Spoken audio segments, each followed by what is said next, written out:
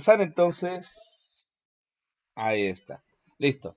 Hoy día estamos 25 de mayo del 2021. Vamos a empezar la clase de Historia del Perú. Tengo aquí mi fondo. Aquí todavía está de noche, todavía está cayendo el rayo sobre mi calamina, así que todo tranquilo. ¿Qué tal? ¿Cómo están, jóvenes? Y bueno, vamos a empezar a continuar con las clases. Hoy día nos toca desarrollar este material. ¿Todos ustedes tienen el material? ¿Sí? A ver, confirmen. ¿Sí? Sí, todos ustedes tienen el material. Ya, a través de Sumis he enviado el material que vamos a trabajar el día de hoy, que es este de aquí. ¿También les ha llegado el material? Todavía. ¿Sí? Sí, llegó el material. Ya, listo. Entonces, bacán, ¿no? Entonces, en base a esto vamos a trabajar entonces el tema del día de hoy, ¿no? Como casi siempre les digo, cuando es cuando hay la posibilidad de utilizar un material aquí en PPT, entonces lo que hago sí es enviar eh, el PDF como tal, porque entiendo que no vas a estar haciendo captura uno por uno, ¿no? Cuando en cambio, cuando es Word, a lo sumo de repente 3 imágenes, 4 imágenes, entonces ahí sí se puede hacer la captura tranquilamente, ¿no? Entonces, de eso siempre va a depender, ¿ok? Pero bueno, vamos entonces al tema de la reconstrucción nacional. ¿Qué tal? La, el tema pasado, ya en el tema pasado habíamos desarrollado la guerra con Chile. Habíamos visto algunos aspectos generales, como por ejemplo, ¿por qué perdimos la guerra con Chile? Porque el ejército chileno era mucho más fuerte y no podíamos hacer nada contra él. ¿Correcto, no? ¿Sí? ¿Por eso fue? No, ¿no? ¿Sí? Por el mal manejo económico durante la propiedad falaz, ya, uno. ¿Qué más? ¿Por qué perdimos la guerra? Mal manejo económico, sí, fue uno de ellos. ¿Algo más? ¿Por qué? La crisis política que devino, sí, los enfrentamientos entre Mariano Ignacio Prado, Piérola, los golpes de Estado constantes que vamos a tener durante el proceso bueno, los varios presidentes que vamos a tener durante el proceso de la misma guerra. O sea, no nos pudimos mantener en un solo presidente. Los intereses políticos en juego, claro, ¿no?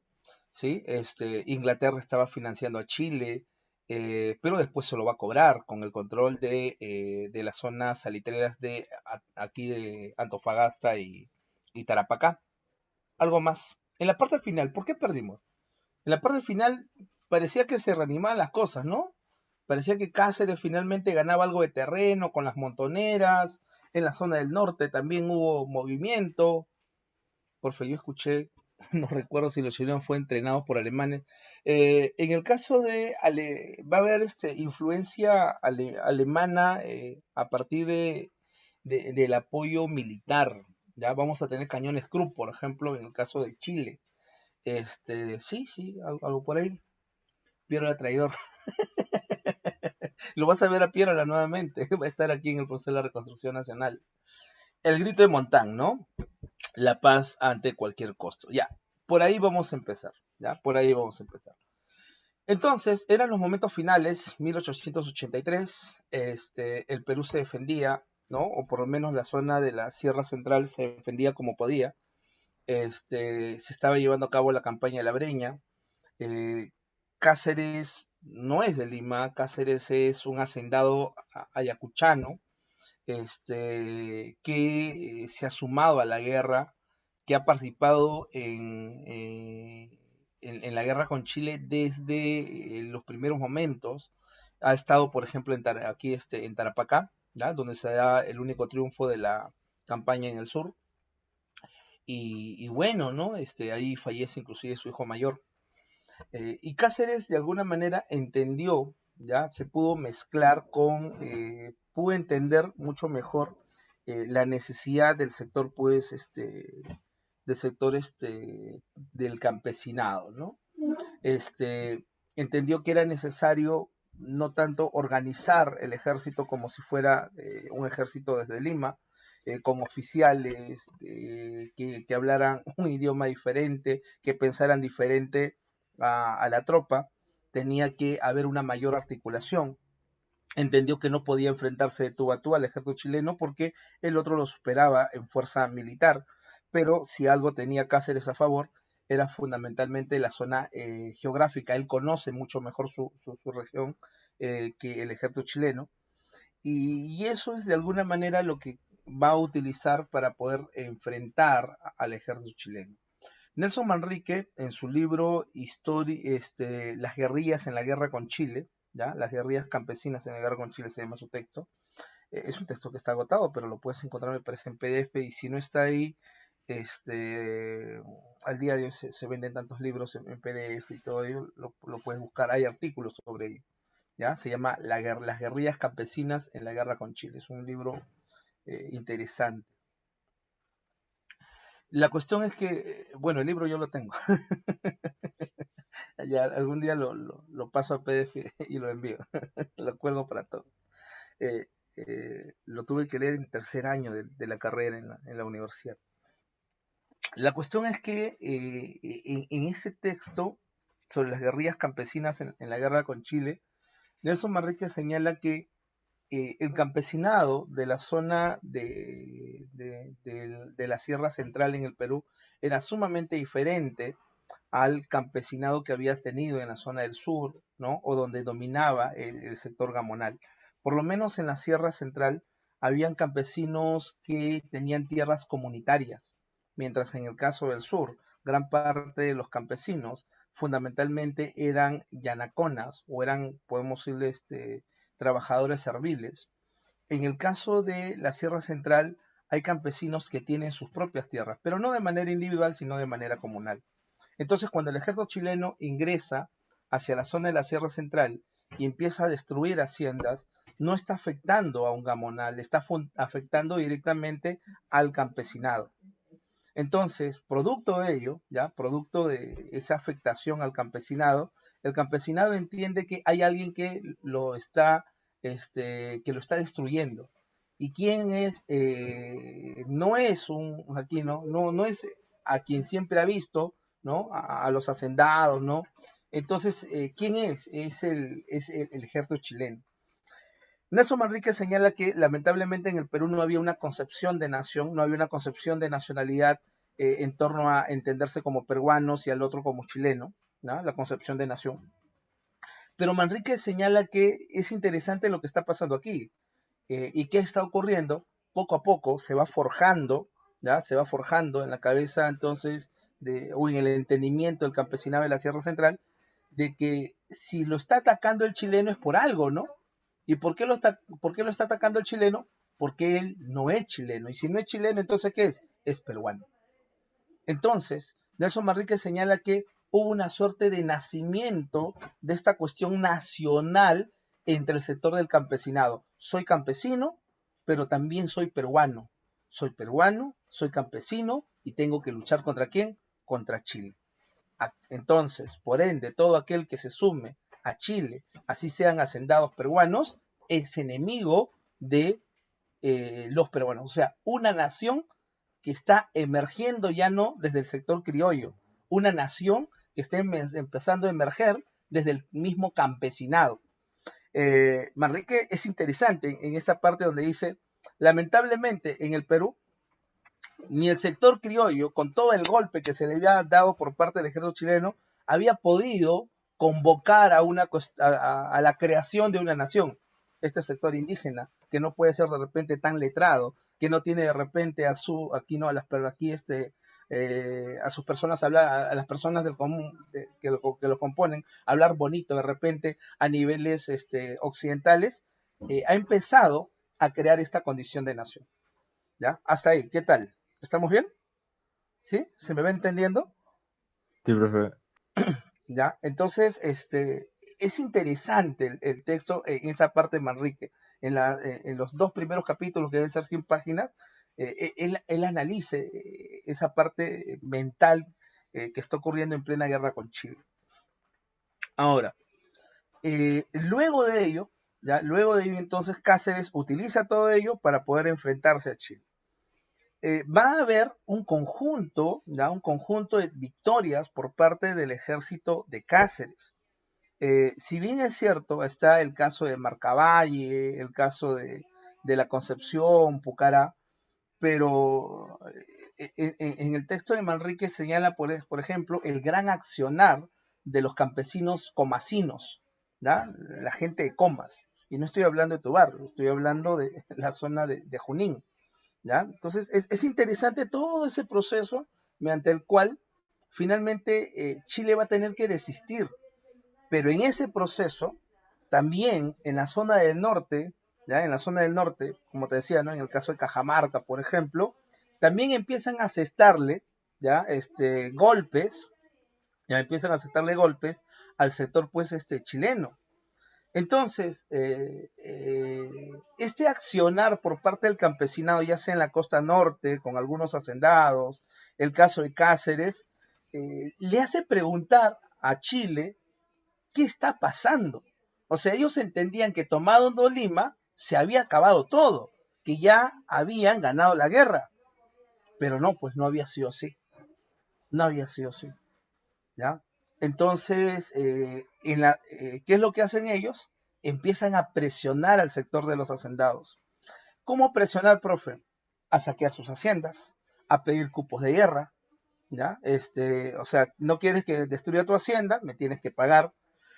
Y eso es lo que trae como consecuencia que finalmente el hacendado de la costa norte se vea tan presionado y diga, ¿sabes qué? Aquí hay dos problemas. El primer problema, ¿cuál es? El primer problema es un problema político. ¿Y cuál es el problema político? Si nosotros no firmamos la paz con Chile, es posible que ellos lo hagan. Y si ellos lo hacen, y si ellos firman la paz con Chile, ellos van a tener, aquí no, van a tener primacía para poder tomar el control del Estado. Entonces, ¿en qué mentalidad criolla podría entenderse realmente que ese sector campesino, ese sector indígena pueda tomar el control del poder? O sea, no te pasa. No te pasa. O sea, al campesino no lo veías de igual a igual y menos lo ibas a ver pues como gobernante, ¿no? Era peor todavía, ¿no? ¿Ya? Entonces, prefería que me ocupe, ¿no? Que Lima esté ocupado por un chileno que esté ocupado por un campesino. Así, ¿no? Así, así. Entonces, ¿qué es lo que va a ocurrir? En este proceso, en ese proceso, tienen ese problema político, es un problema social, y tienen otro problema que ya es un problema económico. ¿Y cuál es el problema económico? Que el transcurrir de la guerra lo que está haciendo es acrecentar las pérdidas. ¿Ya? Se está acrecentando las pérdidas en las haciendas azucareras. Entonces lo estás golpeando donde más le duele, pues, al hacendado, en el bolsillo. Todo eso hace que finalmente se una el ejército chileno con el sector hacendatario norteño para derrotar a Cáceres.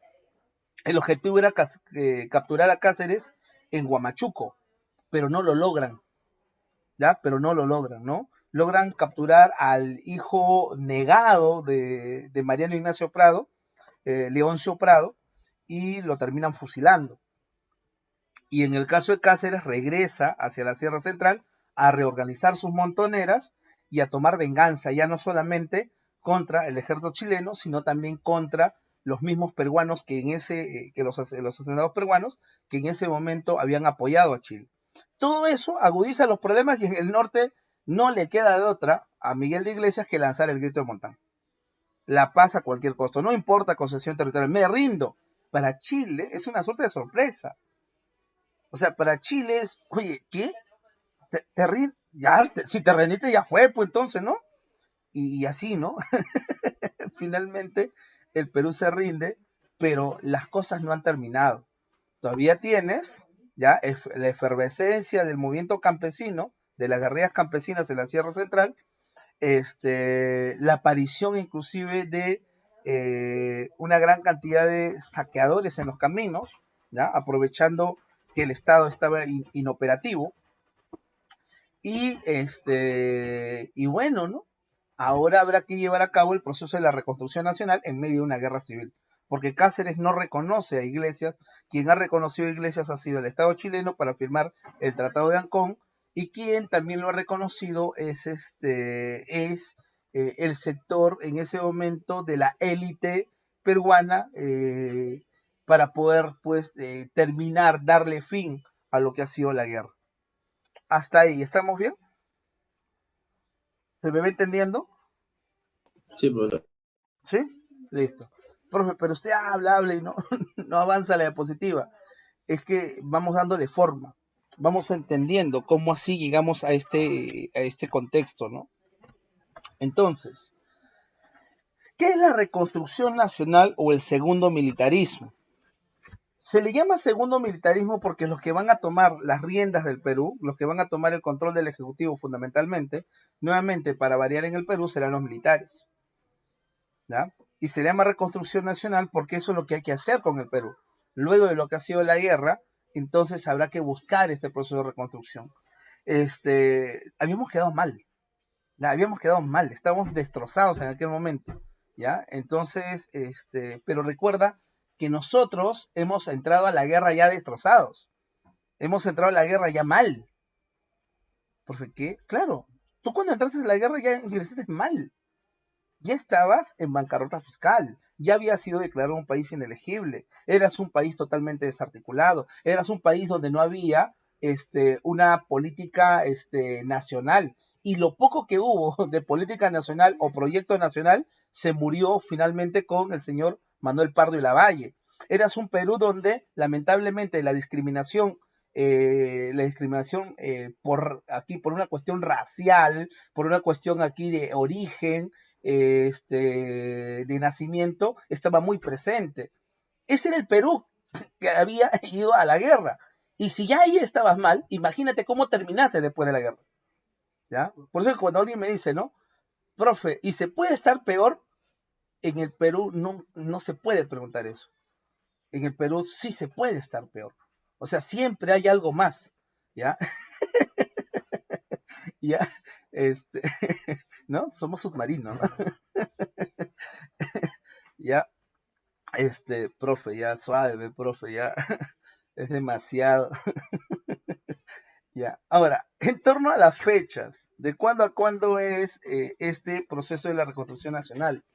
Es de los años de 1883, terminada la guerra con Chile, hasta los años de 1895, hasta la llegada al poder de Nicolás de Piérola. Pero, hay otros que señalan que este segundo militarismo ya no sería hasta 1895, sino sería hasta 1899, tomando en cuenta qué cosa, que también estaría tomándose en cuenta el gobierno de Nicolás de Piérola, ¿ya? Aunque Piérola es un caso sumamente especial en esta segunda etapa.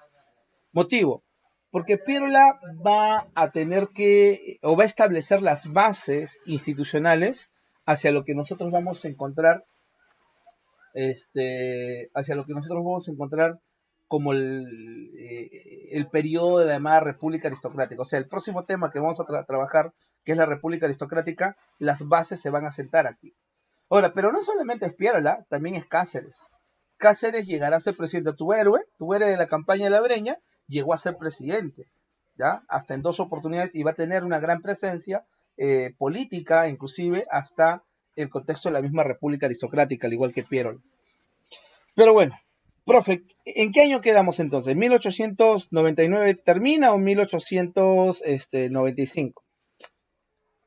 Y vamos al origen, vamos a quién le da el nombre de el periodo del segundo militarismo, que es el señor Jorge Basadre, en su libro Historia de la República. Entonces, diríamos que solamente esto es el 95. ¿Por qué, profe? Porque Basadre termina el segundo militarismo en el 95 con la asunción al poder de Piérola. Pero últimamente, en los diferentes materiales San Marcos, se ha ido estableciendo que el primer militarismo llega hasta el 99, tomando en cuenta que Piérola no perteneció al partido civil, ¿ya? Que va a ser el partido que va a predominar durante la República Aristocrática, ¿ya? Entonces, va a depender. Si te pone 95, no está mal. Si te pone 99, tampoco está mal, pero simplemente te está diciendo, ¿no? Si es el 95, no está incluyendo a Pierola. Si es hasta el 99, está incluyendo a Pierola. ¿Ok? ¿Estamos bien? ¿Se va entendiendo? ¿Has anotado eso por si acaso? ¿Sí? Porque te puede venir en preguntas, ¿no? El proceso, el segundo, militarismo, ¿no? ¿No? Que va hasta los años de 1899. Ah, está incluyendo Pierola. Que va hasta 1895. No, no está incluyendo Pierola. ¿Ok? Entonces, eso anótalo, tenlo en cuenta. Listo. Entonces, continuemos. Aquí está tu tren, ¿no? ¿Qué fue entonces este periodo, no? ¿Qué fue? La reconstrucción nacional es el periodo posterior a la guerra del Guano de Salitre, donde el Perú inicia su resurgimiento económico, político y social. Esta etapa es conocida como el segundo militarismo, que abarcó entre los años de 1883 a 1895 bajo los parámetros de Basadre, ¿no? A ver, vamos a tratar de entender de manera más general. Es un periodo en el cual es el periodo que deviene después de la crisis posguerra con Chile. Uno. Dos. Es un periodo donde va a haber todavía una gran inestabilidad social. Motivo, profe, la guerra civil. ¿Ya? Motivo de ello, todavía un Estado que si antes no funcionaba hacia el interior, ahora está mucho peor. ¿Ya? Es un Estado, es un periodo en el cual en el terreno político los militares toman las riendas del Estado porque no hay otra. ¿Ya? Entonces, eso es, de alguna manera, este periodo de la reconstrucción nacional. Entonces, antecedentes. ¿Cuáles fueron sus antecedentes? Por ejemplo, con la firma del Tratado de Ancón en 1883 se terminó la guerra con Chile, pero el Perú se quedó en una situación antes vivida. ¿Cómo queda en una situación antes vivida? La situación de la posguerra de independencia. O sea, se dice que el Perú ha tenido dos momentos así de crisis alrededor del siglo XIX. ¿Y cuáles son esos dos momentos? La posguerra de independencia y la posguerra con Chile. La pregunta sería, ¿los dos son iguales? No. ¿Por qué? Porque esta sí perdiste, pues. La anterior ganaste, por lo menos ganaste, ¿no? Por lo menos parece, ¿no? Que ganaste. Pero esta no, pues. Aquí te dieron una paliza. Profe, no hable así, profe. Esto ya parece las eliminatorias. Ya, tranquilo, tranquilo. Ya. Entonces terminó, ¿ya? Con una situación antes vivida, ¿no? Paliza tampoco, profe. ¿Y cómo explicas cómo quedaste?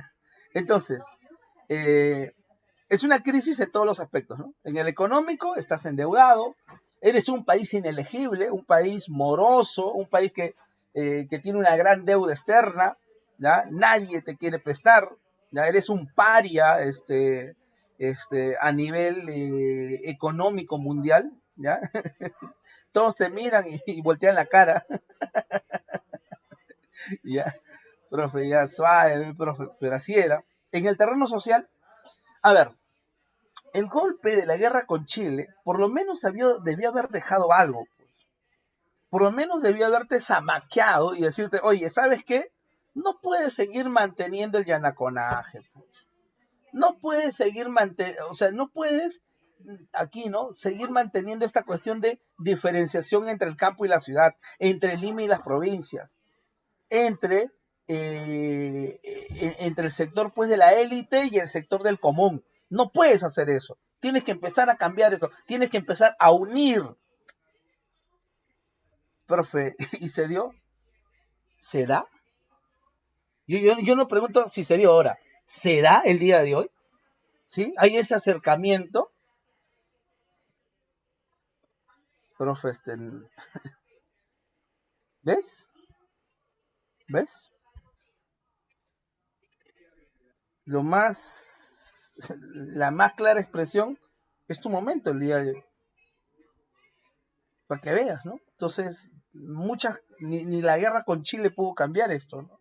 Ahora, no te digo que estamos igual que en esa época, ¿no? Pero te digo, ese tipo de unión, ¿ya? De no tratar de utilizar el contexto político para poder, ¿no? Obtener agua para tu molino, ¿no? Ese es el problema, ¿no? En el terreno político, profe, bueno, los partidos políticos se van a tener que reconstruir, ¿no? Y además a lo que habíamos llegado, ¿no? El partido político, el partido civil, hasta cierto punto decía luchar contra el caudillismo, y quieras o no era un partido caudillista, era un partido en torno a Pardo. Pardo muere y se acabó su proyecto. Y te digo, se acabó, ¿por qué? Porque todos le van a echar la culpa a Pardo de que él es el culpable de la guerra. Él fue el culpable de la situación del Perú. Él nos metió a la guerra, ¿ya? Su política de nacionalización de las salitreras, el tratado con Bolivia, ahí está, pues, ¿no? Pardo y su intento de modernizar el país, la ciencia y todo eso, eso no funciona en el Perú, señores. Así lo va a decir la élite. Pardo tiene la culpa. Claro, como Pardo ya no se podía defender, estaba muerto, lo habían matado en 1876, por la espalda, entonces Pardo tenía la culpa. ¿Ya? Entonces, y el partido civil se va a empezar a reconstruir en este contexto, pero bajo otro tipo de ideales. El ideal de más que producción interna es ponerle un cartel al Perú, ¿ya? Como debemos a todos, para que vengan las inversiones, le ponemos un cartel en el Perú y le decimos así, se vende, compre ahora, compre ya. ¿Profe qué? Claro, ferrocarriles, minerales, petróleo, caucho, todo lo que tú quieras, territorios en la selva, lo que tú quieras. El Perú se vende al por mayor y menor. Vengan, señores, compren, compren ya. Profe, ¿cómo va a decir eso, profe? ¿No me crees? Vamos a verlo en el proceso. Entonces, y en el campo cultural, bueno, tu biblioteca saqueada, San Marcos saqueado, la Escuela Nacional de Ingenieros saqueado, algunos todavía viven en esta idea de que el virreinato fue el mejor momento. Y lo peor, en ese momento la élite trata de evaluar por qué perdimos la guerra. ¿Y sabes a quién le van a echar la culpa? Al campesino, al indígena. Por su culpa perdimos la guerra. Esa gente que no tuvo preparación, esa gente que no tuvo una concepción de nación clara, por su culpa perdimos la guerra. ¿Ya? Entonces, imagínate, ¿no? Imagínate cómo estaba. ¿Cómo nos encontramos, profe? Sin guano, sin salitre, haciendas agroexportadoras destruidas, ferrocarriles destruidos, una deuda externa impagable de 51 millones de libras esterlinas, nuestro presupuesto de 6 millones de soles, un presupuesto anual y debemos 5 millones, o sea, no hay forma, ¿no? El poder civil, la burguesía se encontraba incapaz, ¿no? Aquí habría que agregarle, ya se encontraba entonces incapaz en este momento para gobernar el país y sacarlo de la bancarrota fiscal. ¿Estamos quebrados? Estamos quebrados. Profe, a ver, un ejemplo, a ver, usted dígame, ¿dónde puede usted sustentar que estábamos tan mal? Mira aquí, mira la posición económica antes y después de la guerra. O sea, en el Perú de 1870 se contaba que teníamos 18 millonarios, ¿eh? Millonarios. Para 1894 tenemos 0. Para 1870 teníamos ricos, entre comillas ricos, ya no es millonario, pero es rico por lo menos, 11.587. Para 1894 es 1.725. Y así, ¿ya? Tu clase media por ahí de repente, mira, de 22.000 a 2.000. Y lo que sí se ha ido multiplicando progresivamente, ¿qué cosa es? Mendigos, trabajadores, gente empobrecida. Y a eso agrégale una reducción de la población, producto de lo que ha sido la guerra. Profe, tan mal. Ya, profe, ya, no siga, profe, ya. Cada vez que veo la clase de historia del Perú me deprimo. Ya, ya. Entonces, ¿cuáles son las características de este periodo. Es un predominio, es una época donde predominan los caudillos militares. Los militares asumieron el liderazgo del Estado, se desarrollan nuevas actividades extractivas. Eso sí, ¿no? A partir de esta etapa se va a empezar a llevar a cabo nuevas actividades extractivas, como por ejemplo la extracción cauchera, la extracción petrolera. En el caso de la extracción cauchera me quiero detener un poco, ¿no? Y también la agroexportación.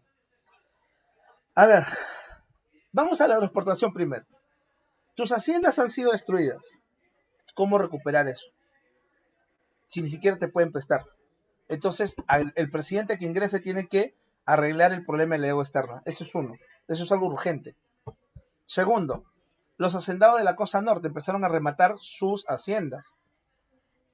Porque ¿cómo que rematar sus haciendas? Empezó a llegar capital extranjero. ¿Ya? Y empezaron a comprar haciendas a un precio mucho menor, claro está, de lo que valían. Motivo, profe, porque nadie más iba a poder comprar esa hacienda. Y menos a los precios previos a la guerra con Chile. En algunos casos, la élite prefirió en ese momento establecer matrimonios para poder llevar a cabo la recuperación de la hacienda agroexportadora. Una suerte de matrimonios entre élite peruana y extranjeros que vengan con capital.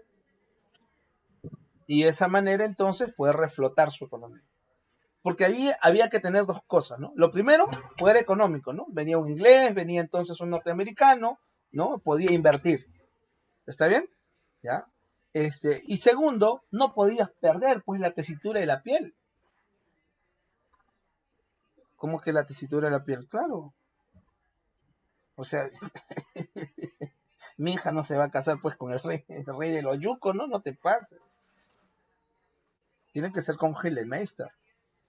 Tiene que ser con un, no sé, mi apellido es de la Puente, mi apellido es Pardo, Prado, entonces tiene que ser con un Hildermeister, tiene que ser con un Filscarat, no va a ser pues con un Quispe, no te pases.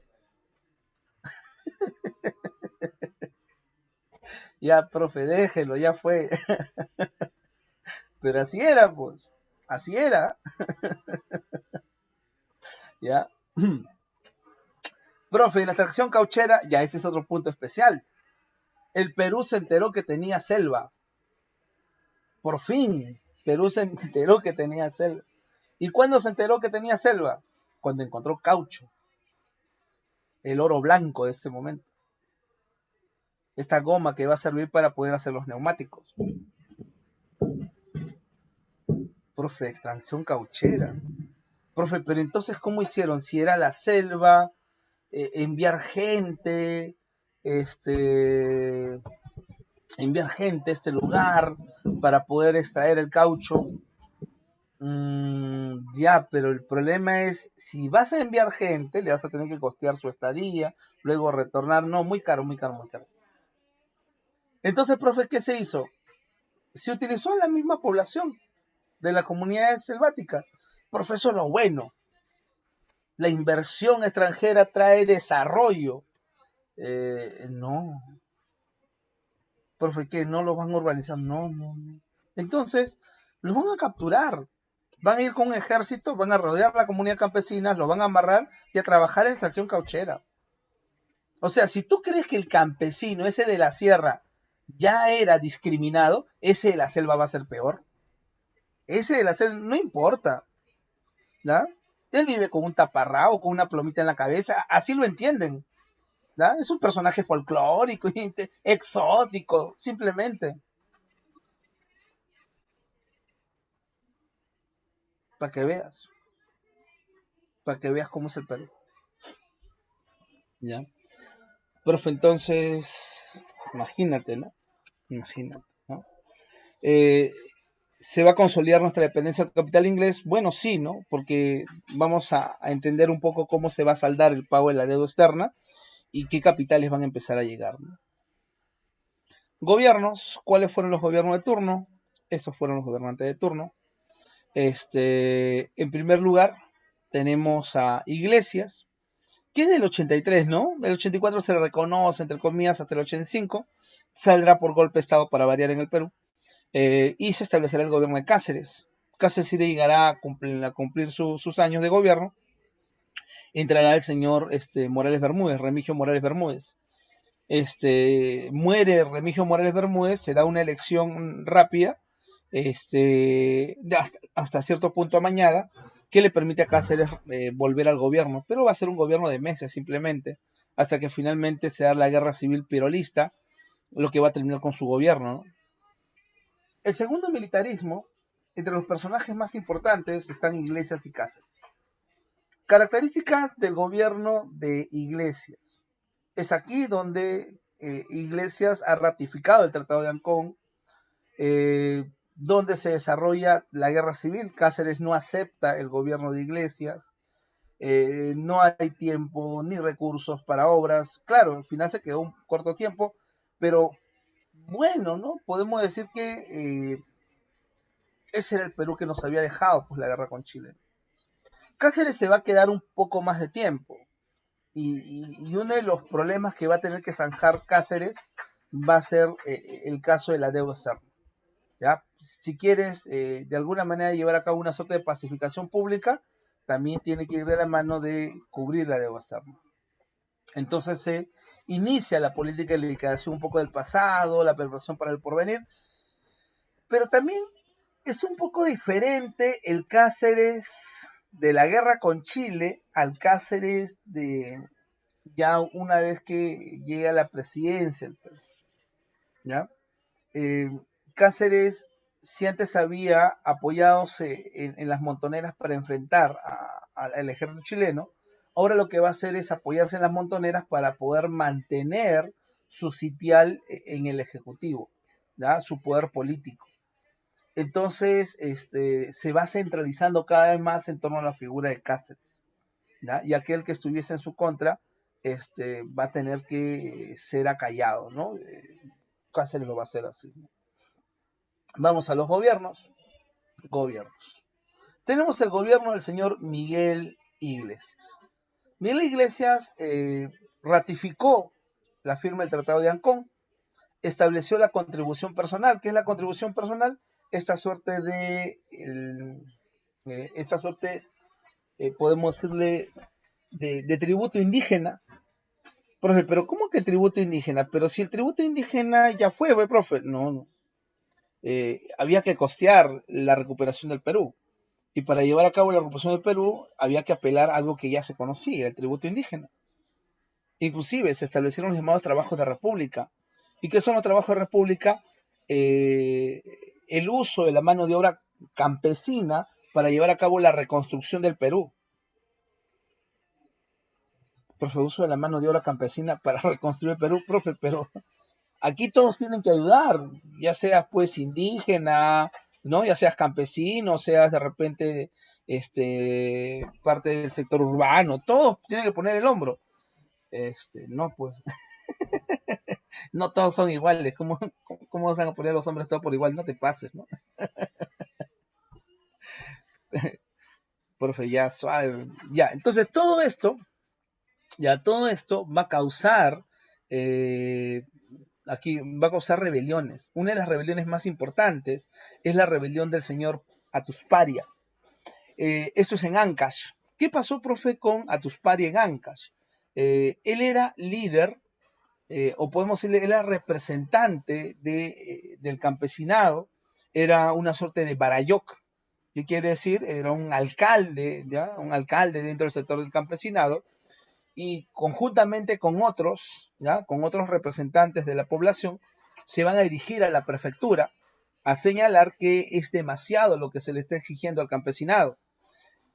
Cuando va entonces a rechazar esto de los trabajos de República principalmente, en ese momento el prefecto señala que los encarcelen, y como una suerte de afrenta a la figura de Tuspari y los que lo acompañaban, que tenían en ese momento el cabello largo era un símbolo de poder de poder político entre el campesinado.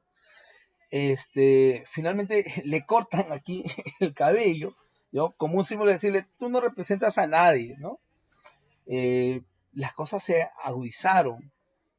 Inclusive de la rebelión de Atusparia se pasó a una rebelión más radical, que fue la de Uchupedro. ¿Y qué pasó, profe, con la rebelión de Uchupedro? Uchupedro ya no solamente rechaza los trabajos de república, lo que se rechaza en ese momento es el gamonalismo. Por eso que algunos dicen a esto como una suerte de rebelión antifeudal, en realidad más que nada antiservil, antigamonal. ¿Ya? Entonces, esto me expresaba que las cosas mucho no habían cambiado en el Perú. De todas maneras, sigue el enfrentamiento con Cáceres, seguimos en la guerra civil, tuvo que reorganizar algunas instituciones gubernamentales, era parte del proceso de la reconstrucción nacional, reinstaló tribunales de justicia, reordenó de alguna manera la Biblioteca Nacional, y esto fue encomendado a un señor que se llama Ricardo Palma, conocido bajo el apelativo del bibliotecario mendigo. Me digo, profe, ¿qué había pasado con la Biblioteca Nacional? Vamos, ¿qué había pasado con la Biblioteca Nacional? Habían sido saqueadas, ¿no? Los incunables, se llevaron los libros más valiosos del Perú en ese momento.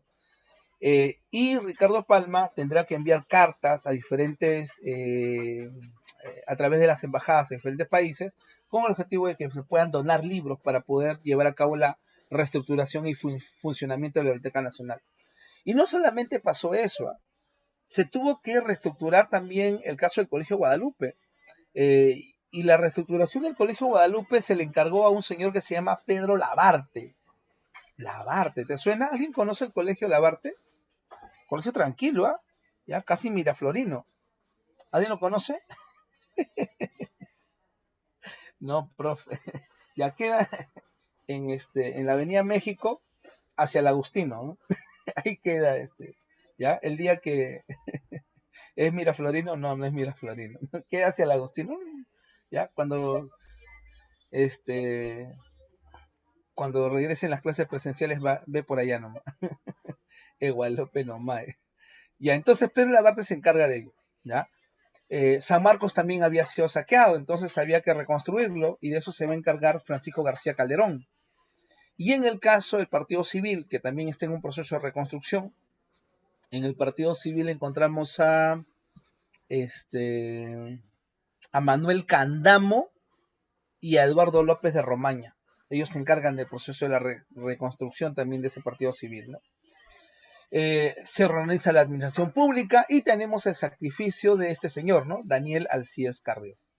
Ahora, ¿qué es esto, profe, el sacrificio de Daniel Alcides Carrión, ¿no? O sea, ¿qué está ocurriendo con este personaje, ¿no? A ver, estamos en el contexto, ¿ya? Profesor, ¿habrá clase presencial? Sí, cuando llegue la vacuna para ti. ¿Ya? Y profe, más o menos ¿cuándo? 2030, más o menos, ¿no? 2040. Ya para esa fecha vas a poder salir de tu casa, ¿no? Tranquilo, ¿no? O sea, no te hagas problema. Profe, 2040. Falta poco. Y ya, ya. Pero tranquilo, ¿no? O sea, como dicen algunos, algunos de ciertos partidos políticos, todo esto es un psicosocial, ¿no? No quiere que salgamos a las calles, ¿no? Hay una conspiración mundial de las mascarillas. Yeah. Pero bueno, a ver, entonces, ¿qué pasa con Daniel Alcides Carrión? Ya, estamos en la época donde el gran despertar de la ciencia es interesante, ¿ya? Recuerda, ¿no? Alguna vez has escuchado hablar de Comte, ¿no? Del estadio positivo, la ciencia aplicada, que se expresa en la tecnología, en fin, ¿no? Entonces, Daniel Alcides Carrión, en esta época, lo que quiere es hacer un recuento de la sintomatología sobre la enfermedad que tiene que ver con la verruga peruana. Entonces, empieza a hacerse pues una investigación, ¿no? ¿Ya? Cómo así se traslada, tiene que ver aquí pues con una picadura, dónde está la zona donde fundamentalmente se da el contagio principalmente, ¿ya? ¿Por qué es tan mortal? ¿Cuáles son los síntomas? Entonces hay que averiguar todo eso, ¿no? Y Daniel Elías Carrión está haciendo está haciendo esa investigación, pero tiene un problema, que cuando las personas a las cuales está tomando él aquí, ¿no? Está haciendo el seguimiento, enferman mucho más, él ya pierde un poco aquí la explicación de cuáles son las sintomatologías finales. Motivo, profe, no tiene, pues, ¿no? Las personas ya entran en un cuadro en el cual ya es difícil sacar información para Daniel Elías Carrión. Entonces él se queda así, a medias, ¿no? ¿Qué más puedo hacer? Dice, ¿no? Y no se le ocurre mejor idea que inocularse la verruga peruana. ¿Ya? Se inocula entonces la enfermedad. Entonces, al inyectarse, pues, aquí aquí la verruga peruana, entonces él ya puede hacer un informe mucho más detallado de la sintomatología de esta enfermedad y cómo más adelante poder combatir a esto, ¿no? Entonces, ese es el gran aporte de Daniel César Carrión, ¿no? Profe, pero algo parecido, me parece que yo he visto, profe, en el caso de mis políticos, profe, del día de hoy. Usted no sabe, pero hay gente que en la universidad, en San Marcos, en la Cayetano Heredia, ya se pusieron su vacuna sin saber si esta vacuna era realmente vacuna, profe. Claro, se pusieron esto porque por todos nosotros, se sacrificaron, profe, ya. Podían hasta haber muerto, profe, porque no se sabía si era vacuna realmente, profe. Vizcarra, su esposa, el señor Aguinaga, que viene del Partido de Fuerza Popular, los médicos, ¿no? Médicos, los hijos de algunos médicos, de algunos empresarios, para que vean, ¿no? Hay una gran cantidad de héroes, ¿ya? Del vacuna gay. No, ya se sabía que había vacuna, ya se sabía de alguna manera que sí funcionaba. Ya hay nada de inmolación, ¿no? Para que veas, ¿no? ¿Ya? Ay, ay, ay, ya, hasta el mismo, no, hasta el mismo señor Cachay de San Marcos. Terrible, ya. Y a él sí no le dicen nada, ya. Entonces tenemos aquí finalmente la guerra civil entre Cáceres y Iglesias, ¿no? Iglesias cuenta con poca popularidad, poco a poco está retrocediendo, Cáceres no llega a un acuerdo con él y finalmente se hará la llamada Guaripampeada. ¿Qué es la Guaripampeada, profe? Finalmente en Guaripampa, en la zona de la Sierra Central, será derrotado Iglesias y a partir de ahí en adelante se hará el ingreso de Cáceres a La Oroya y luego a Lima. Pero hay que señalar que para el 16 de julio del 84, ya en Arequipa, Cáceres se había proclamado presidente del Perú. Así entonces llega al gobierno tu héroe, ¿no? El señor Andrés Avelino Cáceres. En el caso de Cáceres, a ver, ¿cuál era uno de los principales problemas del Perú? Te dije. ¿Cuál era uno de los principales problemas del Perú? La deuda, ¿no? Quebrados, ¿no? Estamos mal, ¿no? La deuda. ¿Qué hacer para enfrentar la deuda? Porque en un primer momento dijimos, no tenemos plata, no te podemos pagar, bolsiquéame si quieres, no tengo. El Perú se declaró en bancarrota fiscal y después de eso nos declararon un país inelegible. ¿Fue una solución? Bueno, en ese momento de repente, ¿no? Pero ahora, profe, hay que llevar a cabo una política keynesiana. Todavía Keynes no está por ahí. Profe, entonces, o de repente, ¿no? Profe, entonces, ¿qué hay que hacer, no? Profe, no sé, hay que empezar a vender bienes, profe. Bueno, puede ser, podría ser, ¿no? Entonces, hay un conjunto de preguntas, ¿no? ¿Qué hacer, no? ¿Ya? ¿Qué hacer entonces en este momento? Entonces, Grace, ¿ya? Grace y hermanos, una casa comercial, se va a acercar a los tenedores de bonos de la deuda externa. Claro, tú dirás, pero qué bien, Grace y hermanos se están acercando a los tenedores de bonos de la deuda externa para poder conversar con el Estado peruano cómo pagar la deuda externa, cómo cubrir la deuda externa. Qué buena gente que son. No, son negocios. ¿Ya? Son negocios simplemente, ¿no? Y finalmente se van a sentar a conversar y a encontrar una solución. Profe, ¿se encontró la solución o no? Bueno, sí, ¿no? Y esa solución viene con el contrato Grace de 1889. El Perú volverá a ser un país elegible. ¿Qué quiere decir elegible? Nos podrán prestar. Lo mejor de todo, al ya no ser un paria económico en el mundo, habrán inversiones. Y eso podría ayudar en algo a reactivar la economía. Pero, para poder terminar, ¿no? ¿Ya? Para poder terminar entonces, con ser un país inelegible, entonces, ¿qué se va a hacer? Vas a tener que entregar lo que te quedaba luego de la guerra. Lo poco que te queda luego de la guerra tendrás que entregarlo a Grace. Por ejemplo, se entrega la concesión de los ferrocarriles, ya, a la llamada Peruvian Corporation, solamente por el módico tiempo de 66 años, nada más. ¿Ya? Profe, ¿qué quiere decir tenedores del bono? Tenedores quiere decir aquellos que tenían los bonos de la deuda externa. ¿Ya? Aquellos que tenían el control de los bonos, ¿no? ¿Ya? 66 años, nada más. Y la Peruvian Corporation, empresa británica. ¿Ya? Empresa británica. Profe, entonces con eso ya pues, pero profe, todos nuestros ferrocarriles, todo lo que nos había costado en la época de la prosperidad falaz, no tienes de otra. Pero está bien, ya entregamos ferrocarriles, ¿qué queda? Pues, ¿no? No hay de otra. Pero luego de eso, te dice 3 millones de toneladas de guano. 3 millones de toneladas de guano. Pero si nosotros no tenemos, no, 3 millones de toneladas de guano, bajo el entendido de que ellos tendrán que conversar con Chile, porque tú a Chile, en el Tratado de Ancón, le has reconocido 2 millones de toneladas de guano. Entonces tendrán que coordinar para llevar a cabo la extracción. ¿Ya? Profe, entonces ahí terminó, no. También 2 millones de hectáreas, ¿ya? Bueno, 2000 me parece, ¿no? 2000 hectáreas me parece, de hectáreas en la selva amazónica.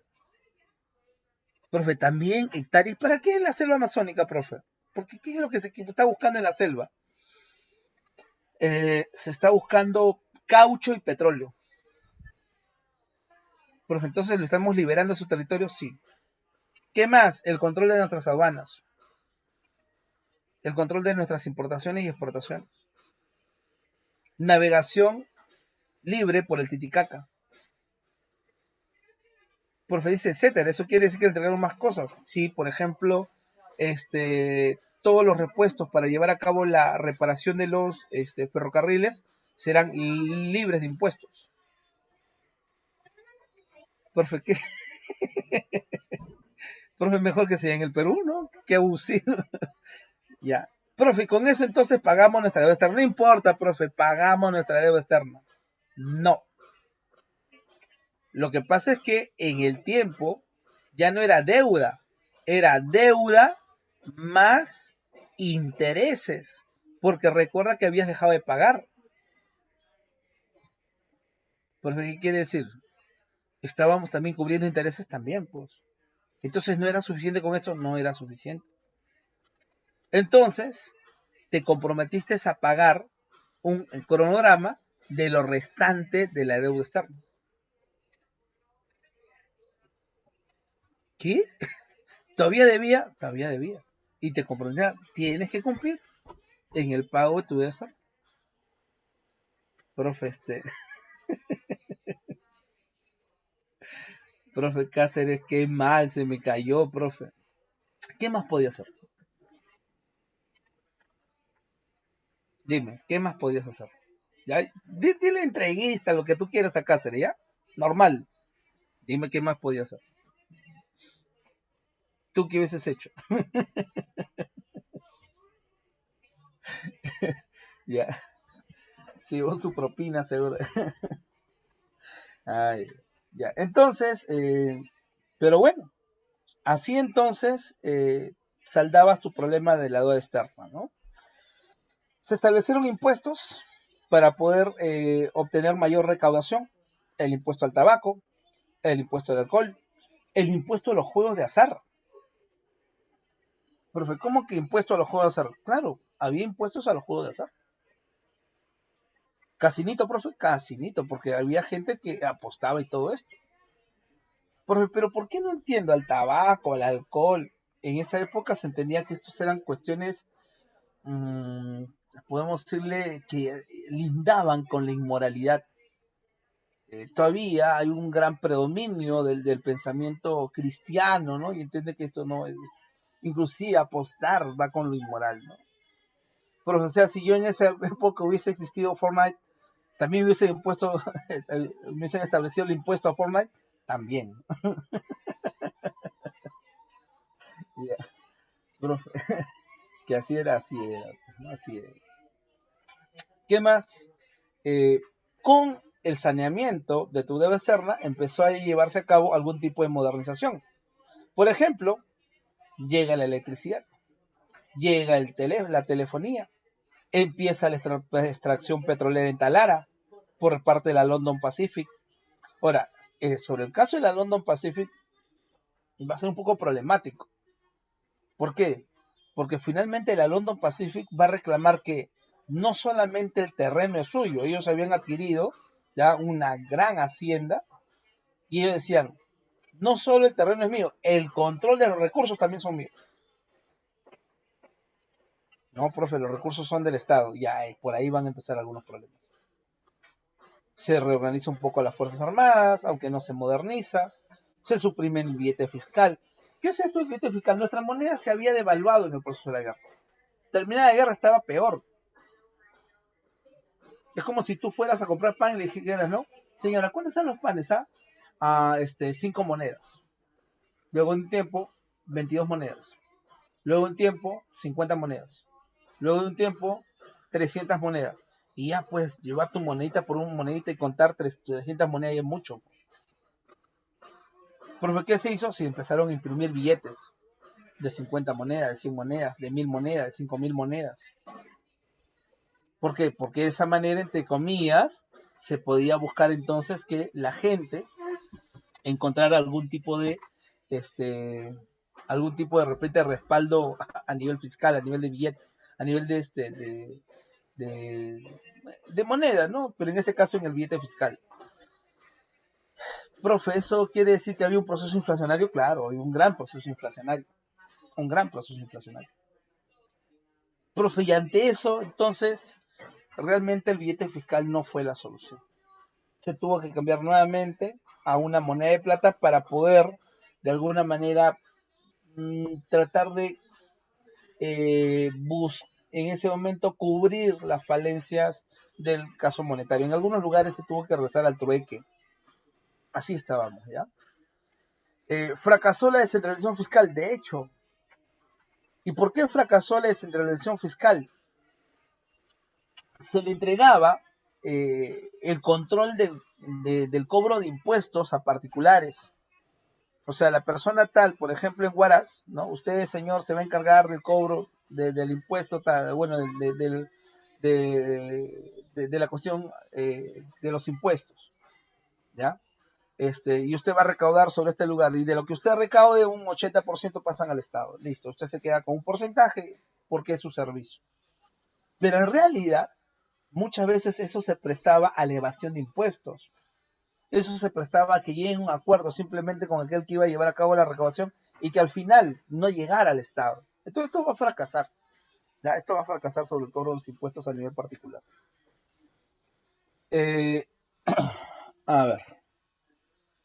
Tenemos el discurso del Politeama de Manuel González Prada. Manuel González Prada, claro, es de esta época. O sea, si algo nos había dejado la guerra, era a un anarquista que es el señor Manuel González Prada. Manuel González Prada en aquel momento va a criticar a la élite que ha quedado. ¿Ya? Va a criticar a todos aquellos que en este momento se ufanan de decir que van a reconstruir el Perú, cuando en realidad son ellos los culpables de por qué el Perú terminó así. De aquellos que le echan la culpa al campesinado, cuando finalmente el campesinado es el que ha luchado desde un inicio, desde los primeros momentos, de las batallas en la zona del sur peruano, ahí estuvo aquí el campesinado. Pero se le echa la culpa de que ellos han perdido la guerra, ¿no? Entonces sale pues Manuel González Prada con su discurso del Politeama. A ver, vamos a ver cuán actual es Manuel González Prada. Dice, ¿no? Señores, los que pisan el umbral de la vida se juntan hoy, y así escribía, como una suerte pues aquí de llamar la atención, y también en la época también a veces se escribía de esta manera, ¿ya? Entonces, los que pisan el umbral de la vida se juntan hoy para dar una lección a los que se acercan a las puertas del sepulcro. Los que pisan el umbral de la vida. Cuando dicen los que pisan el umbral de la vida, ¿a quiénes se están refiriendo? ¿Jóvenes o viejos? ¿Viejos? ¿Quiénes pisan el umbral de la vida? Son Jóvenes, los jóvenes. jóvenes. Son los jóvenes. Y luego dice, ¿no? Se juntan hoy para dar una lección a los que se acercan a las puertas del sepulcro. Esos son los viejos. ¿Ya? Estamos viendo aquí una cuestión, ¿no? Entre la juventud y los viejos. La fiesta que presenciamos tiene mucho de patriotismo, o sea, lo del día de hoy, ¿ya? El día de hoy. La fiesta que presenciamos tiene mucho de patriotismo y algo de ironía. El niño quiere rescatar con el oro lo que el hombre no supo defender con el hierro. Claro. Finalmente, ese sector aristocrático no supo defender el Perú a través de las armas. Y ahora el niño tiene que rescatar económicamente este país, tiene que reconstruir este país, tiene que sacar adelante este país. Continuamos. Niños, sed hombres, madrugad a la vida, porque ninguna generación recibió herencia más triste. ¿Tú te imaginas a todos aquellos que han recibido el Perú después de la guerra con Chile? Más triste no se puede ser, ¿no? Porque ninguna tuvo deberes más sagrados que cumplir, errores más graves que remediar, ni venganzas más justas que satisfacer. Ninguna tuvo deberes más sagrados que cumplir. Tienes un deber sagrado. Tienes aquí, ¿no? Tienes un deber. Errores más graves que remediar. ¿Los errores de quién? De esa gente, pues, que en algún momento que llegó al Estado. De esa gente que hizo lo que quiso con el Estado. En otros discursos, ¿ya? Manuel González Prada va a decir, lamentablemente esa es una gente, aquí no es una élite que parasita el Estado, que solamente llega al Estado para poder, aquí no, beber de la teta del Estado. Que solamente vive lo que le puede caer al Estado. E inclusive, cuando en algún momento se relaciona con el capital extranjero, ahí se arrodilla, ahí en ese momento se hinca. Pero para poder someter a la población del común, ahí sí, son buenos para utilizar en ese momento el hierro, son buenos en ese momento para utilizar los militares. Pero cuando se tienen que enfrentar a Chile, a ver, ¿dónde están pues? ¿Dónde están? No que son represores, no que son lo máximo. Ahí los quiero ver. No estuvieron ahí, señores. Se escondieron inclusive detrás de sus mujeres en Miraflores. Entonces hay que remediar esos errores. Pero dice, ¿no? Errores más graves que remediar, ni venganzas más justas que satisfacer. Cuando te habla de venganzas, pregunta, ¿a quién crees que se está refiriendo? ¿De quién se quiere vengar? Nación. Nación. Chile. Chile, profe. Chile. Por eso el discurso dice que quiere que los niños vayan a pelear. Te está diciendo que los niños tienen que reconstruir. Y si en algún momento van a tener que vengarse, lo van a tener que hacer. Pero primero hay que reconstruir. Es lamentable lo que nos ha dejado ya los políticos de siempre. La mano brutal de Chile despedazó nuestra carne, ¿ya? Y machacó nuestros huesos. Pero los verdaderos vencedores, las armas del enemigo, fueran nuestra ignorancia y nuestro espíritu de servidumbre. Eso ha sido el por qué hemos sido derrotados. Ignorancia. Ignorancia de aquel que decía que lo conocía. Ignorancia de nuestra élite que se ufanaba frente, claro, al campesinado que no había podido acceder a la parte educativa y decía, yo tengo conocimiento, yo sé dirigir este país. Mentira, tú no sabes dirigir nada. Nunca entendiste al Perú. Eres un ignorante. Tú sí eres un ignorante, porque tuviste las posibilidades de educarte y no hiciste nada. Y tienes un espíritu servil. Por ti seguiríamos siendo parte, ¿ya?, de España como una colonia. ¿Qué más? Verdades. Hoy nada podemos. En ese momento, hoy nada podemos. Somos impotentes, pero aticemos el rencor. Revolvámonos en nuestro despecho como la fiera se revuelca en las espinas.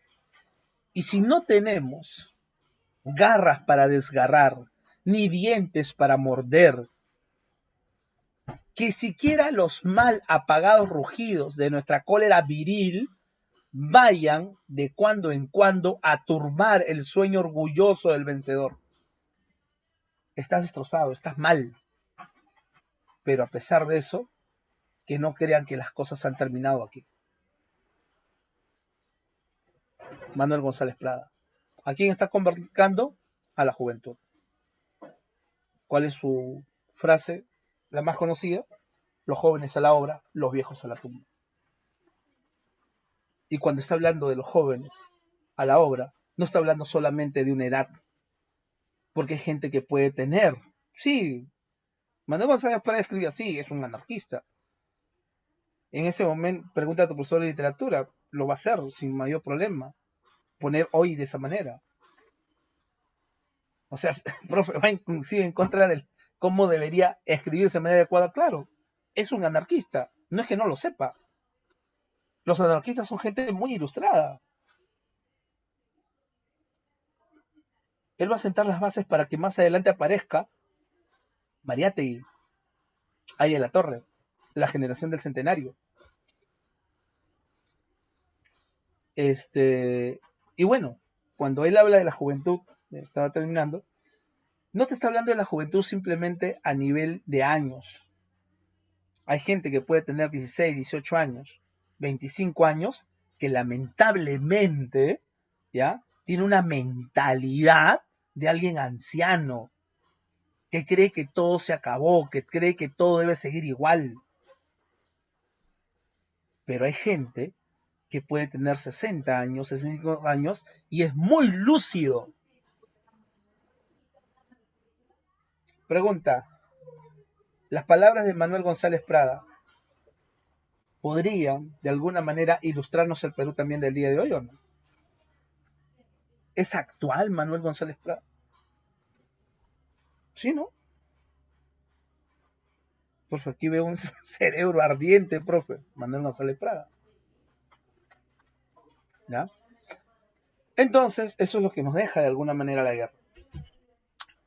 Luego del gobierno de Cáceres, llega el gobierno Remigio Morales Bermúdez. Remigio Morales Bermúdez, muchos van a tildar que realmente es el poder recae realmente sobre Cáceres. Remigio Morales Bermúdez pertenece al Partido Constitucional, que es el partido de Cáceres. En esa época no había reelección inmediata, por ende Cáceres no se puede reelegir. Si hubiese podido, lo hubiese hecho, ¿no? Pero no. Entonces entra Remigio Morales Bermúdez. Durante esta etapa, durante el gobierno de Remigio Morales Bermúdez, se dan los 10 años, ya se cumplen los 10 años del Tratado de Ancón. Pasados 10 años del Tratado de Ancón se tenía que llevar a cabo el plebiscito.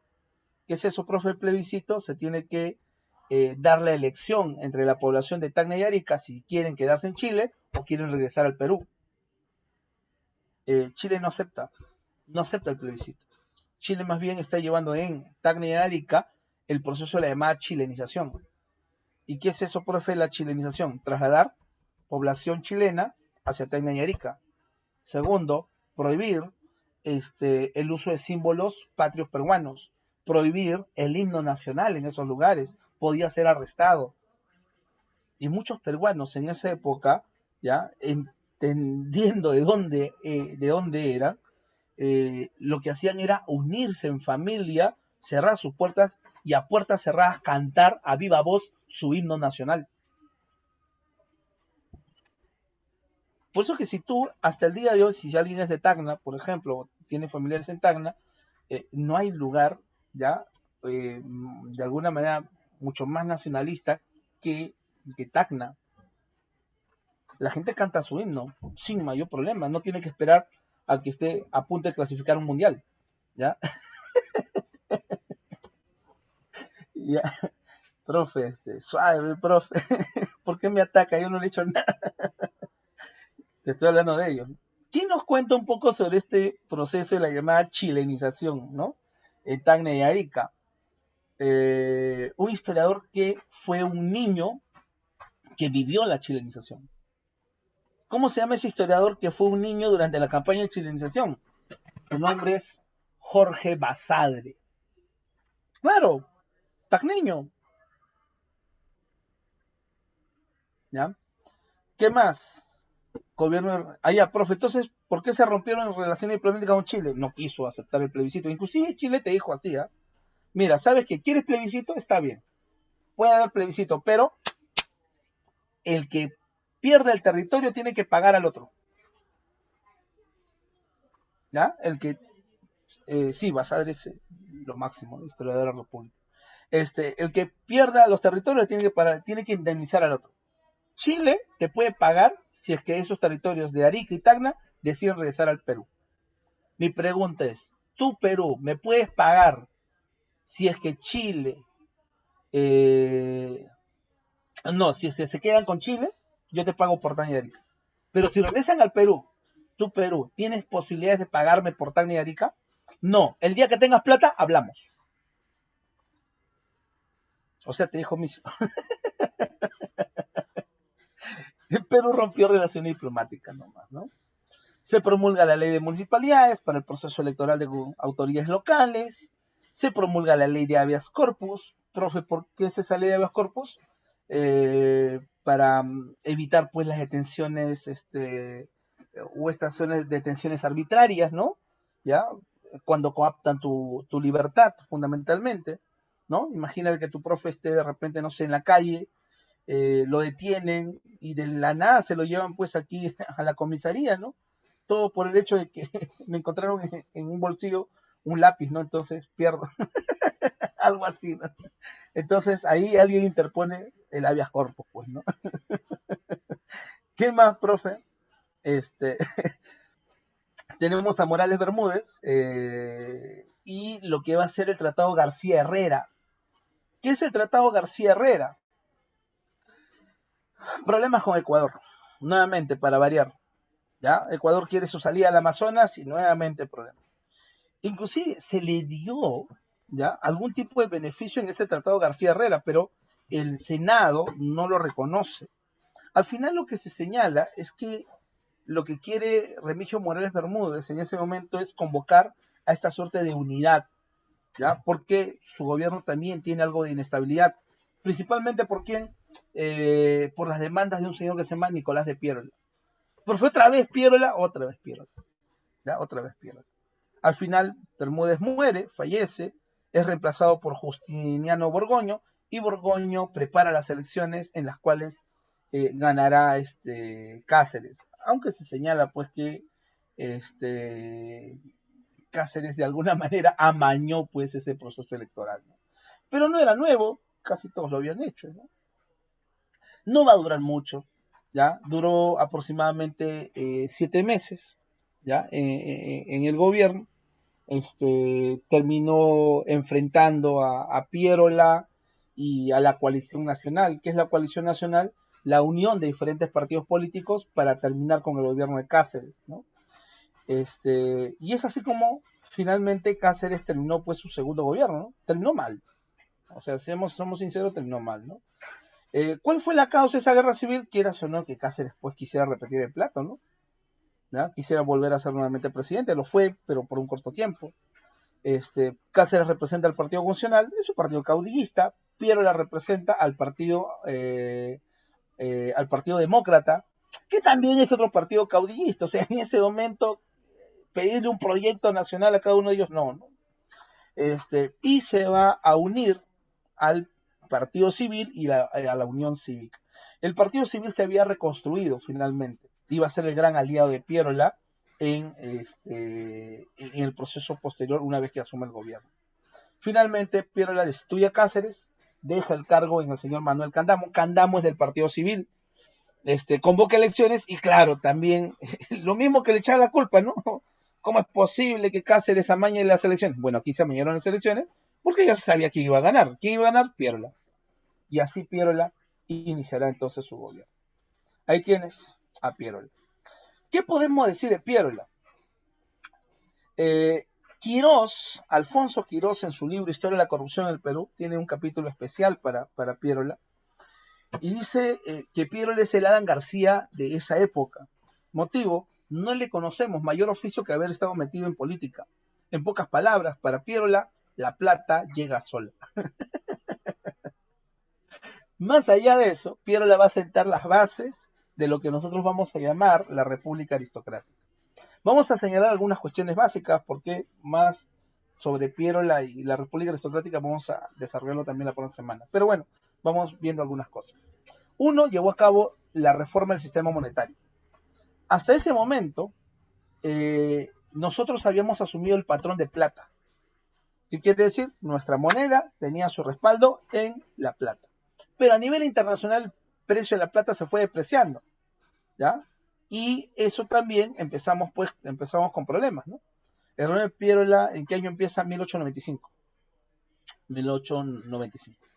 Ya, entonces, Pierola, en ese momento, hace un giro, hace un cambio. Pasa del patrón de plata al patrón de oro. Y es lo que de alguna manera asumimos a partir de ahí en adelante. Esto va a ser la base para todo el siglo XX, ¿ya?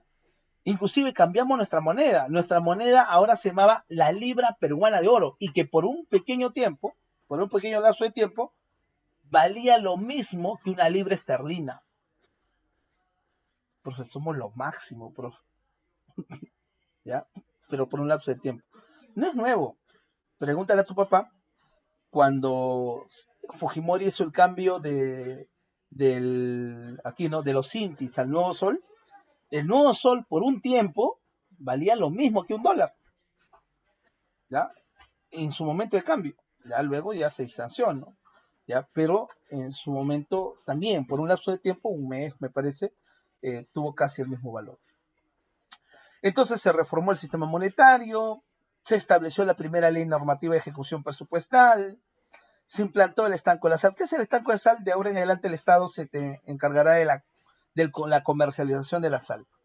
¿Por qué, profe? ¿Por qué el Estado peruano hace eso?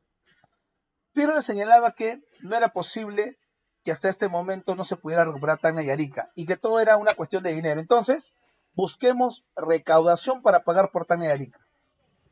¿Y de dónde íbamos a sacar esa recaudación? Estanco de la sal. Con el estanco de la sal, entonces el Estado peruano obtendría los medios para pagar por Tacna y Arica. Profe, ¿se utilizó para eso? No, al final no. ¿Y para qué se utilizó, profe? Para cubrir presupuesto nacional, ¿ya? Reducción de impuestos a productos de primera necesidad como arroz, mantequilla y otros para paliar un poco la crisis. A nivel social, se protegió, se incentivó la industria agrícola, la industria azucarera empezó a evolucionar, empezó a recuperarse. Por eso te decía que era muy importante lo que había ocurrido en su momento con Cáceres y el contrato Grace, porque a partir de eso ya puedes lograr una cierta estabilidad económica. ¿Qué más? Impulsó el desarrollo de la Amazonía, fundamentalmente la extracción cauchera, pero con grandes atropellos a las comunidades selváticas, ¿ya? Muchas comunidades selváticas van a ser arrasadas por completo. Se funda la Sociedad Nacional de Minería, la Sociedad Nacional de Industria, eso que hasta el día de hoy todavía se mantiene, ¿ya? Entonces, para que veas que el empresariado también se une, ¿no? Surgen igualmente nuevas instituciones financieras, el Banco del Perú, el Banco del Perú y Londres, el Banco Interamericano del Perú, en fin, ¿no? La compañía internacional y la compañía de seguros RIMAC, ¿ya? Que está presente hasta el día de hoy. Entonces, de alguna manera, el Perú empezaba a reflotar económicamente, aparecían las fábricas en ese momento, ¿ya? En el terreno político, hizo una reforma electoral, ¿ya? La reforma electoral. En pocas palabras, ¿qué hizo con la reforma electoral? De ahora en adelante votarán solamente los varones alfabetos. Si solamente votan los varones alfabetos, la pregunta es, ¿qué pasa entonces con todo ese grupo que no ha podido acceder a la educación? Ya fue, pues.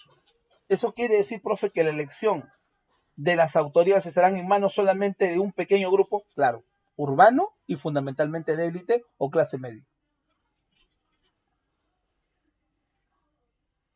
Profe, entonces, ¿qué está haciendo Pierola? Pierola está preparando el camino para que el partido de élite sea el que gobierne el Perú. ¿Y cómo se llama ese partido de élite? El Partido Civil.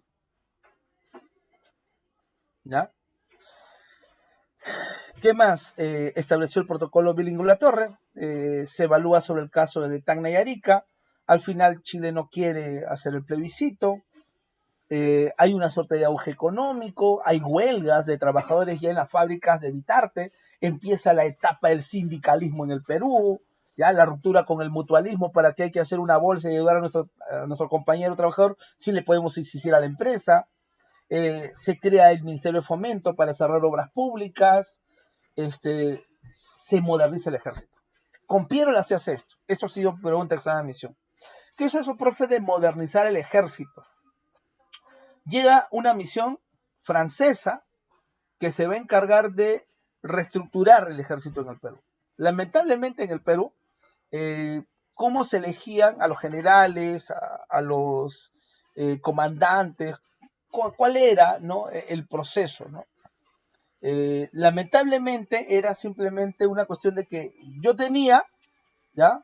¿Ya? Yo tenía por ahí de repente, no sé, mis amigos que me habían apoyado, tenía gente con armas, y así subía, pues, ¿no?, de cargo, ¿no? Simplemente pasaba a ser general de la nada, ¿no? ¿Ya? En algunos casos, estaba muy relacionado, pues, al poderío militar que tenía en mi región, ¿ok? A la gente armada que tenía en mi región. Entonces, aquí dicen, no, no, es que no puede ser así. De ahora en adelante hay que empezar a establecer una institucionalización. Tiene que haber, pues, un proceso, ¿no? Cómo va subiendo de grado y todo ello. Por eso que aquí se va a crear la llamada Escuela Militar de Chorrillos, de la cual también vamos a hablar un poco la próxima semana.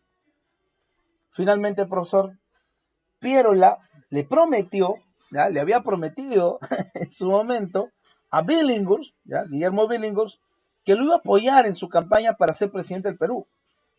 No le cumplió. No le cumplió. Profe era mucho más aliado de quién? Del Partido Civil. Era mucho más aliado del Partido Civil. Y un señor que se llama Eduardo López de Romaña llegará a ser presidente del Perú. A partir de ese momento estamos hablando entonces del civilismo tomando nuevamente las riendas del Perú. Pero en ese contexto vamos a hablar de las huelgas obreras. En ese contexto vamos a hablar de cómo el Perú se va a vender al extranjero, ¿ya? Así con un cartel gigantesco. Pero eso es otro tema. Nosotros nos quedamos ahí. ¿Ok? Vamos entonces a las claves.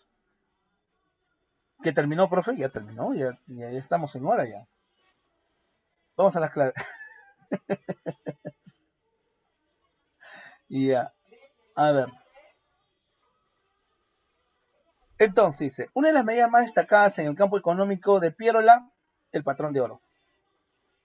Uno caso. Dos, el gobierno de Miguel Iglesias, todas son verdaderas. Ya, todas son verdaderas. Se subieron los indios de Guará, se cobra contribución personal, todas son verdaderas. Tres, el problema más grave afrontado por Cáceres, la deuda externa. Pues. Profe, y el billete fiscal sin valor real también es un problema grave, pero el más grave de todos es la deuda externa. El segundo militarismo surge en el Perú básicamente por el desprestigio civilista, ¿no? Los civiles no van a poder tomar el control del poder, los militares lo asumirán. Entonces, cuatro casas. 5. El segundo militarismo se inicia con la elección de Iglesias, ¿no? A dedo. Pero elección a dedo. 6.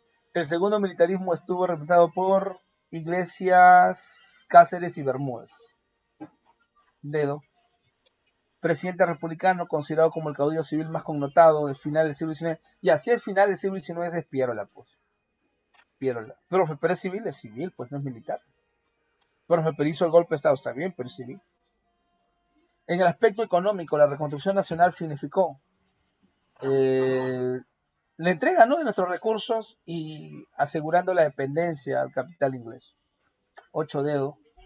9. La derrota de la Guerra del Pacífico fue un acontecimiento devastador para el Perú. Una de sus consecuencias políticas inmediatas fue el caudillismo militar. Claro, el retorno al caudillismo militar, segundo militarismo. 9. Casa, país europeo que realizó mayores inversiones en Inglaterra. 10. Avión. 11. El tratado que no fue aprobado por el Congreso peruano, que favoreció a Ecuador durante el gobierno de Remigio Morales Bermúdez, fue, se llamó así, García Herrera. García Herrera, beso. El problema más urgente que afrontó el primer gobierno de Andrés Avelino Cáceres fue, el problema más urgente que afrontó, la falta de recursos financieros, ¿no?, para pagar la deuda externa. Claro, 12 casas. Por eso se tuvo que firmar el contrato Grace. El problema de la deuda externa del régimen cacerista se resolvió con el contrato Grace, pues, ¿no? Casa. 15. El contexto internacional de la reconstrucción, segunda revolución industrial. Sí, estamos en el contexto de la segunda revolución industrial. 14 besos. Y 15. Es una característica del periodo de la reconstrucción nacional. Es una característica. Reaparece el caudillismo. Bueno, el caudillismo había estado presente, inclusive en la misma guerra. Desprestigio del partido civil. Es una característica del periodo de la revolución nacional. El positivismo, ¿no? El positivismo influye en la vida académica, sí. ¿Ya? Todas corresponden también, todas entonces, ¿no? Todas. Entonces 15 dados. Listo. Con eso terminamos y nos vemos la próxima semana. ¿Ya? Cuida tu casa, cuidado con los rayos. Nos vemos. Chau.